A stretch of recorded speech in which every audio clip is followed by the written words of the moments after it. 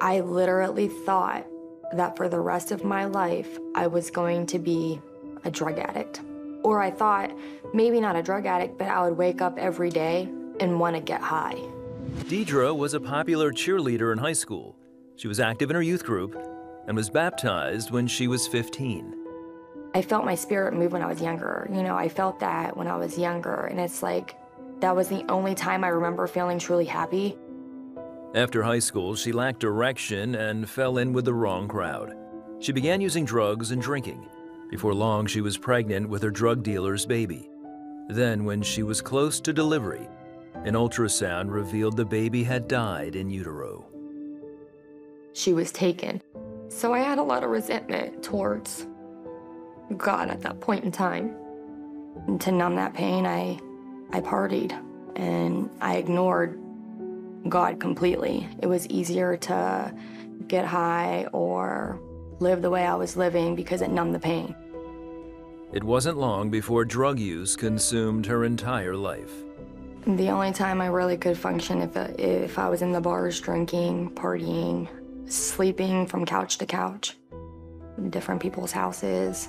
Would get up to get high and party and go back to sleep. And it was just a never-ending cycle of that. Then, she was introduced to heroin. Chaos, complete chaos. If I didn't have it when I woke up, I was very ill. You know, throwing up and hot and cold chills all day long.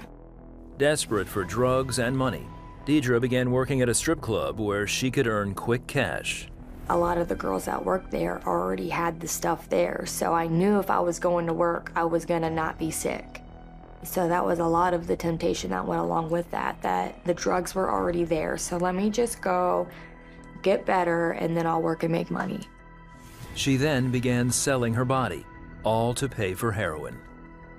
A dark time in my life doing that. I never would have guessed that I would ever use my body in that way, but I did, to take care of my drug habit.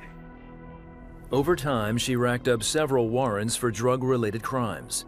One night, after a 5-day drug binge, she went on a drug run with a dealer, seeking revenge for a friend's murder.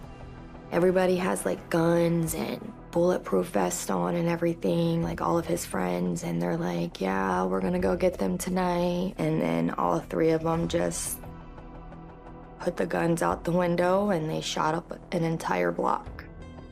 For the first time in years, Diedra cried out to God. I remember turning around and I got on my knees and I start praying. God, I'm so scared. I don't want to be here. I literally thought I was gonna die that night. I was just crying out to him. A high-speed chase with police resulted in a crash that left Diedra trapped in the car. The others fled while she was arrested and taken to jail. Facing a sentence of up to 18 years, Diedra was finally ready to open her heart to God again. And I just remember getting on my knees in this room of girls and praying and saying to myself, I don't even care like what they say, or I'm being judged at this point. I just don't care. I was just asking him to, come into my heart and give me peace. Please just take away the addiction that was in my body, because I can never be successful or move forward if I still craved getting high every day. That was always gonna be that thing pulling me back, I don't know, by the next morning, I've never felt freer. I never felt freer. I just remember feeling the sun hit my face for the first time. I just felt so blessed for the first time in a long time, that I was still alive, I was still here, even though there was bars all the way around me, but I didn't care. I just felt free. I had a future, I knew I had purpose.